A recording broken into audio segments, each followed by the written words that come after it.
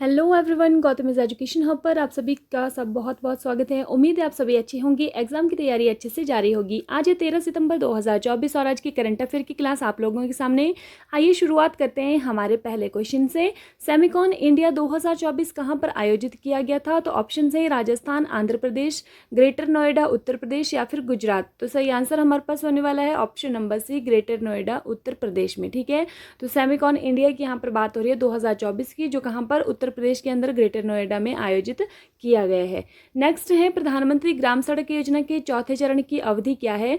5 वर्ष, 3 वर्ष, 2 वर्ष या फिर इनमें से कोई नहीं। सही आंसर हमारे पास होने वाला है ऑप्शन नंबर ए, 5 वर्ष की। ठीक है, प्रधानमंत्री ग्राम सड़क योजना कौन सा चरण आया है? ये चौथा चरण है, तो इसकी अवधि है 5 वर्ष की। अगर हम बात करें कि ये जो योजना है कब से कब तक, ये 2024-25 से 28-29 तक चलने वाली है, 5 वर्ष तक चलेगी।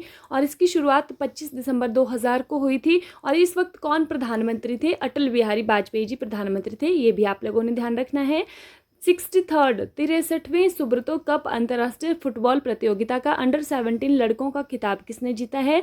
मेघालय, मणिपुर, मिजोरम या फिर इनमें से कोई नहीं। सही आंसर हमारे पास होने वाला है ऑप्शन नंबर बी, मणिपुर। ठीक है, तो ये जो सुब्रतो कप है ये फुटबॉल का कप होता है और ये अंडर 17 प्रतियोगिता है, अंतर्राष्ट्रीय फुटबॉल प्रतियोगिता है। मतलब इसमें अलग अलग देशों के जो बच्चे हैं उन्होंने भाग लिया है और 63वें नंबर का, 63rd नंबर का है ये। ठीक है, मणिपुर ने जीता है इसको। कौन सा स्कूल ने? मणिपुर का टीजी इंग्लिश स्कूल है, उसने जीता है।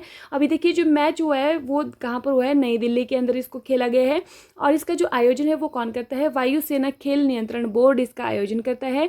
2024 में कौन कौन से देशों ने भाग लिया? बांग्लादेश, नेपाल, श्रीलंका की स्कूल की टीमों ने यहाँ पर भाग लिया था। ये जो सुब्रतो कप है ये किसकी याद में मनाया जाता है? यह प्रतियोगिता दिवंगत एयर मार्शल सुब्रतो मुखर्जी की याद में आयोजित किया जाता है। ठीक है, मणिपुर के टीजी इंग्लिश स्कूल ने 11 सितंबर 2024 को खेले गए फाइनल मैच में मेघालय के मिंगकेन क्रिश्चियन हायर सेकेंडरी स्कूल को हराकर 63वें सुब्रतो कप अंतर्राष्ट्रीय फुटबॉल टूर्नामेंट के अंडर 17 लड़कों का खिताब जीता। मतलब क्या है? मणिपुर ने जीता है, मेघालय को हराया है। ठीक है, हरित हाइड्रोजन पर दूसरे अंतर्राष्ट्रीय सम्मेलन का उद्घाटन किसने किया? द्रौपदी मुर्मू, नरेंद्र मोदी, अमित शाह, इनमें से कोई नहीं। सही आंसर हमारे पास होने वाला है नरेंद्र मोदी जी, जो हमारे प्रधानमंत्री हैं। ठीक है, तो हरित हाइड्रोजन पर दूसरा अंतर्राष्ट्रीय सम्मेलन ये हुआ है। अब ये जो अंतर्राष्ट्रीय सम्मेलन है ये हुआ कहाँ पर है? ग्रीन हाइड्रोजन पर 3 दिवसीय दूसरा अंतर्राष्ट्रीय सम्मेलन 11 से 13 सितंबर 2024 तक नई दिल्ली के भारत मंडपम में आयोजित किया जा रहा है। और ये हरित हाइड्रोजन क्या होता है ये मैं आप लोगों को बता देती हूँ। हरित हाइड्रोजन मतलब जिसको हम ग्रीन हाइड्रोजन बोलते हैं, उसका उत्पादन विद्युत प्रवाहित करके पानी को हाइड्रोजन और ऑक्सीजन में तोड़ दिया जाता है। ठीक है, पानी को क्या किया जाता है? हाइड्रोजन और ऑक्सीजन में तोड़ा जाता है। इस उद्देश्य के लिए नवीकरणीय ऊर्जा स्रोतों जैसे कि सूर्य, पवन, जल विद्युत आदि द्वारा उत्पादित बिजली का उपयोग किया जाता है।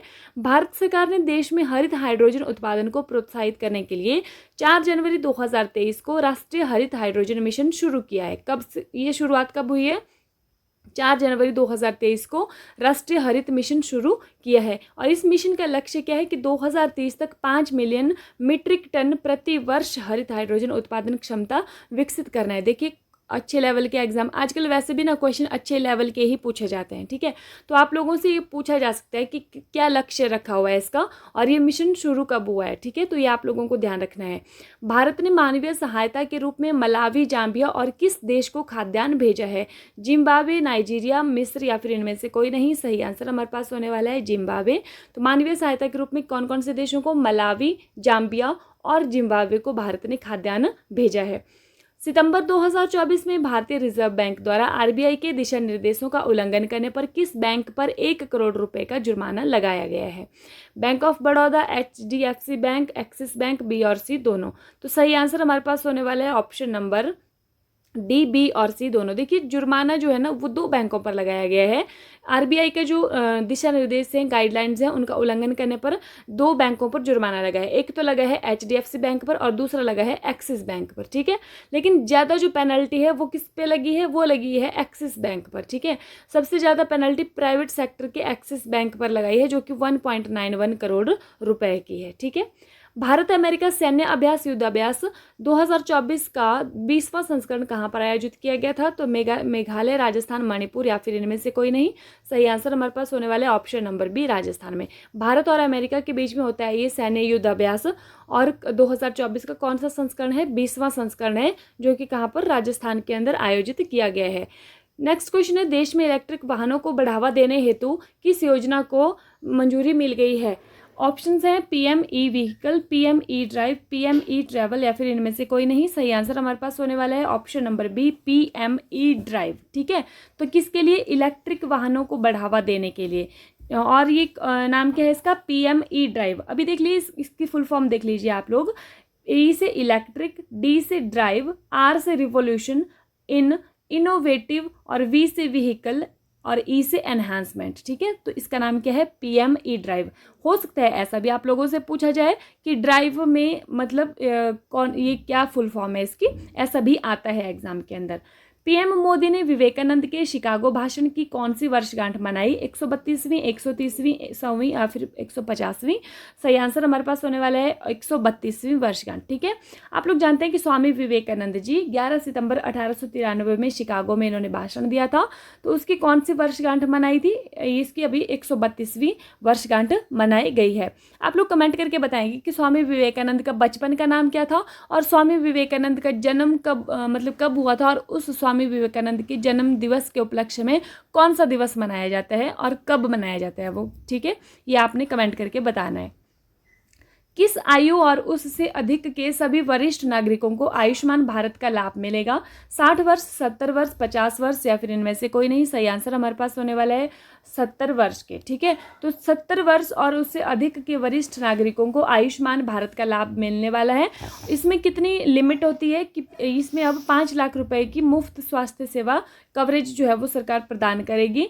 कब कौन से वर्ष? 70 वर्ष और उससे अधिक आयु वर्ग के सभी नागरिकों को। ठीक है, तो आयुष्मान देखिए कब हुई थी इसकी शुरुआत? 2018 में इस योजना की शुरुआत हुई थी, और बाद में इसका नाम जो बदलकर जन आरोग्य योजना भी कर दिया गया है, और इसमें जो लाभार्थी है उसको 5 लाख रुपए तक का हेल्थ इंश्योरेंस मिलता है। ठीक है, कल की क्लास का रिवीजन देख लेते हैं। हाल ही में विश्व आत्महत्या रोकथाम दिवस कब मनाया गया है? तो कब मनाया गया है? ये मनाया गया है 10 दिसंबर को। कौन कौन से दिवस हमने पढ़े हैं? 1 सितंबर को इंडिया पोस्ट पेमेंट बैंक का 7वां स्थापना दिवस, 2 सितंबर विश्व नारियल दिवस, 5 सितंबर राष्ट्रीय शिक्षक दिवस और चैरिटी दिवस भी हमने पढ़ा है।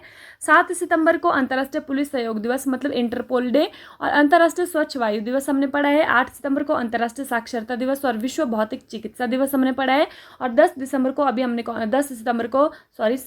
हमने कौन सा दिवस पढ़ा? अंतर्राष्ट्रीय आत्महत्या रोकथाम दिवस। ठीक है, नेक्स्ट, हाल ही में संसदीय राजभाषा समिति का अध्यक्ष किसे चुना गया है? तो किसको चुना गया है? अमित शाह जी को, क्योंकि इस जो समिति के अध्यक्ष होते हैं वो हमेशा कौन होते हैं? गृह मंत्री होते हैं, इसीलिए अमित शाह जी हैं।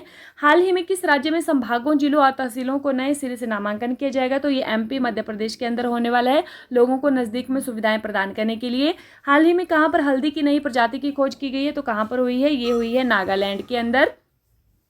किस देश ने लाफिंग फ्रॉग सहित 750 नई प्रजातियों को मान्यता दी है? तो ये दी है ऑस्ट्रेलिया ने।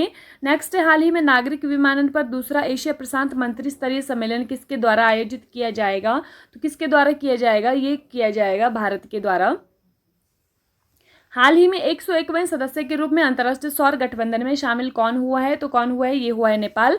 मैंने कल भी आप लोगों को बताया था कि 3 मेंबर आप लोगों को याद रखने। 99 नंबर पे कौन है, 100 नंबर पे कौन है और 101 पे कौन है। ठीक है, तो 99 पे हमारा है स्पेन और 100 पे कौन है? हमारा पराग्वे, और फिर 101 पे कौन है? नेपाल। ठीक है, तो ये आप लोगों को ध्यान रखना है। ये 3 आप लोगों को बिल्कुल याद रखना है। कोई भी आप लोगों से एग्जाम में पूछा जा सकता है, किसी न किसी एग्जाम में जरूर ये आने वाला है। ठीक है, और ये अंतर्राष्ट्रीय सौर गठबंधन का कहाँ पर है हेडक्वार्टर? ये गुरुग्राम कहाँ पर? हरियाणा के अंदर है, और पहला इंटरनेशनल संगठन है जो कि भारत के अंदर है। हाल ही में 54वीं परिषद की बैठक में जीएसटी परिषद की बैठक में कैंसर की दवाओं पर जीएसटी 12% से घटाकर कितने प्रतिशत कर दिया गया है? तो ये 5% किया गया है इसको।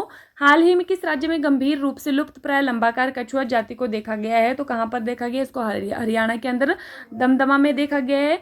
किसने चौथी इंटरकॉन्टिनेंटल कप पुरुष फुटबॉल जीती है? तो किसने जीती है? इसको जीता है सीरिया ने।